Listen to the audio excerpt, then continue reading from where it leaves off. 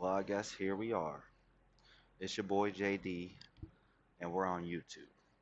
I got a little something to show you. All right. So a few weeks back, I found this fade lighting thing on the Technical Bedrock Discord, and it led to the development of a target block game. And this is the result of that.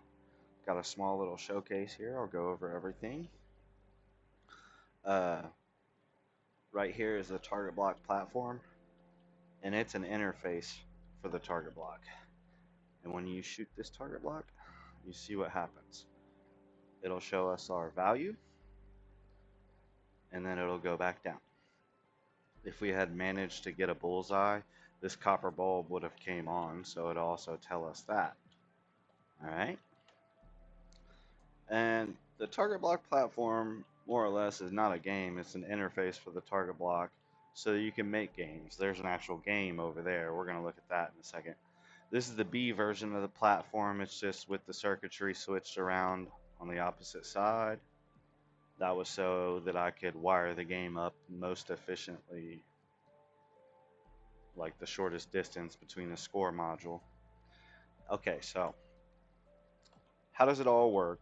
Uh, let's see if I can manage to explain this. I mean, we know the target block outputs 10 ticks of data, 1 second of data when it gets shot by a player. I only let 4 ticks of that come through, and it comes down this purple line all the way back here to this block. All right. It powers this, which is the subtraction cell for the first comparator that goes up. This memory cell gets powered by the shot value too. So it's the shot value minus itself. So it starts at 0 and goes all the way up to the value that you got. That's how it works. All right. So this would be the value, the main value coming in. So just like you can just imagine. And then this is the subtracted value.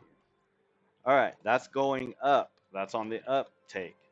When this is finished, this falling edge monostable will depower and it'll fire the other side. The other side is the coming back down animation. That's just a simple fader that gets the shot value from there. It's all real simple. Another falling edge detector to reset the thing for the next processing of the following shot. And that's it. It's pretty hard to break with a bow. You can't really break it with a bow. It's quite difficult to do it.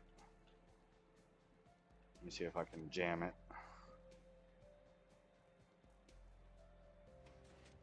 All right.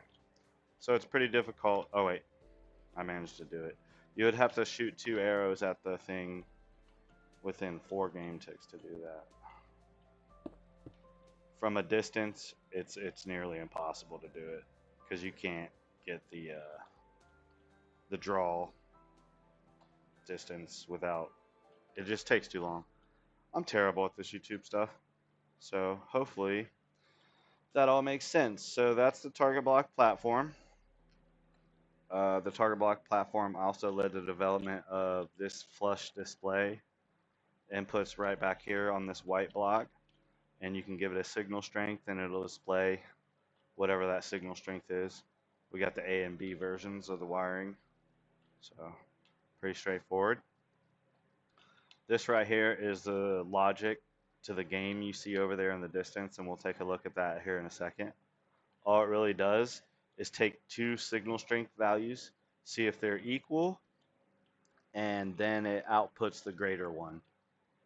And here's that circuit hooked up to a little test setup. We got the red player and the blue player, and we got the shot values. We can give them any value just to test it out. So I'll go ahead, we'll give this one a bullseye. It comes in here and gets stored in a memory cell. The value, it's right down there. And then we'll just give it a 14. All happens really quick. Blue should have won. That was correct. So we'll just do it again. Blue gets a 15. Red gets a 14. Blue wins. Red gets a 15. Blue gets a 14. Red wins. The indicator's down there. Here, I'll just show it again because you can't see it.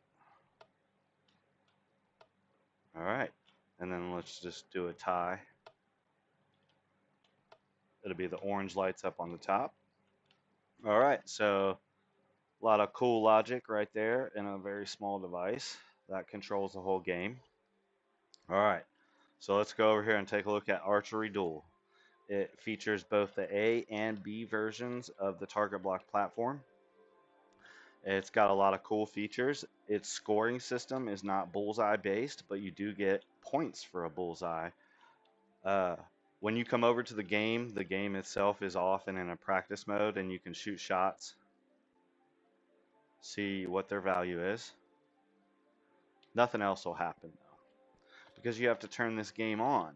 And this game has a lot of cool features. We got distance-based difficulty selectors, and when one player engages it engages it for the other player, which is pretty neat. And that's the on switch, so you must throw one of these to turn the machine on. Another cool feature is it's got an override system. So say this player is worse than that player, they can come over here and override what they've said and shoot from their own spot. All right. That's that, and that's pretty cool. And if they turn it off, it'll put the other one back up. It works from both sides as well. So like whoever selects the difficulty first, that's the difficulty of the game, unless they override it. And never turn all of those off when you're playing a game, because it turns the machine off. All right, so now we got the machine on. Let's do a little simulation here. I'm gonna take a shot, try to get a good shot. All right. The shot comes in, the game stores it. That indicator tells us that the game has a shot for the blue player. Nothing happens until red shoots. Red takes their shot. Get both shot values, and it happens so quickly. The chime went off and everything. As you can see, the green light went off. That means that the round was not a tie and somebody won. So red won. They got a point. Pretty cool. Pretty cool stuff. So here we'll just shoot a couple more shots here. See who wins. You do have to wait for it to process each round. I guess you could spam, but the score module is only accepting one shot at a time. So like you could spam and continue to practice, but it's not going to do anything. I'm going to try and get a bullseye here so we can see that happen.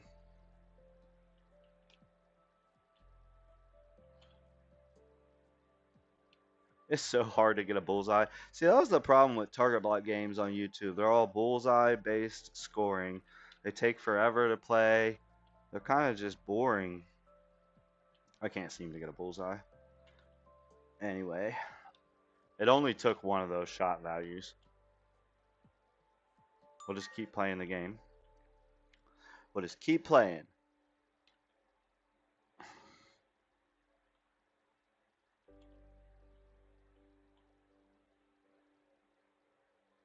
There was a tie. And as you can see, I should have added a note block. I think that's a good enough example and showcase for everything we have going on here. Let's see. I guess I can cover like what some of these other buttons do. This is a reset button. It'll reset the game without turning off those levers. And as you can see, it reset the score. I'm going to give it a point here so we can also see what happens when. Watch it be a tie.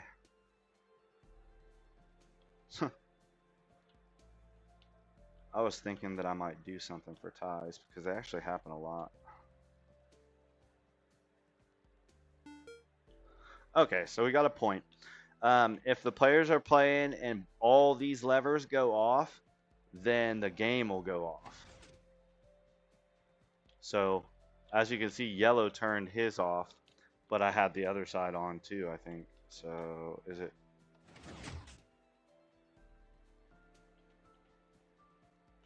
I might change that design. It's confusing messing with that. You want all those levers off for the game to be off, and it takes a second for it to do it. All right, let's check out the redstone. All right. So, we've got two of the target block platforms, Platform A and Platform B. All right, I already showed those over there. They're wired up to that score module logic circuit that I showed with this line right here. There's it coming from one, and here's it coming from the other one.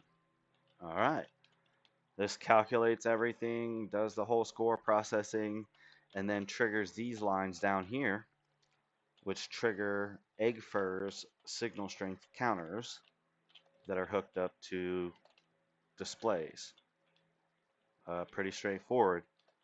The game detects that somebody won by detecting when they get to 15, which is up here at the top, and triggering this switch, which resets the game. I guess you're looking at the most advanced target block system or game on YouTube. I'd like to see what else anyone else does. I might implement a graded scoring system where it gives you 1 point for 1 to 5, 2 points for 6 to 10, and 3 points for the yellow section and 5 points for the green, which would make games go faster.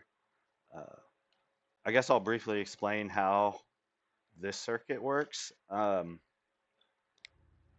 I don't even know how this circuit works, but it works. Whatever. It's a big OR gate. So if any of these are or if any of these or on, it detects and sends it over to the other side and or a bunch of logic. Um, I was trying to think of a simple way to put this, but yeah. So I don't know what else to do or show. I guess this is it, YouTube. This is the target block platform and Archery Duel. Um, I'm going to be building it on my survival server, Cloud Atlas. I got the world file in the description and the Discord for the technical Bedrock archive, which will have all the structure files and world files. So you guys can download them and check them out.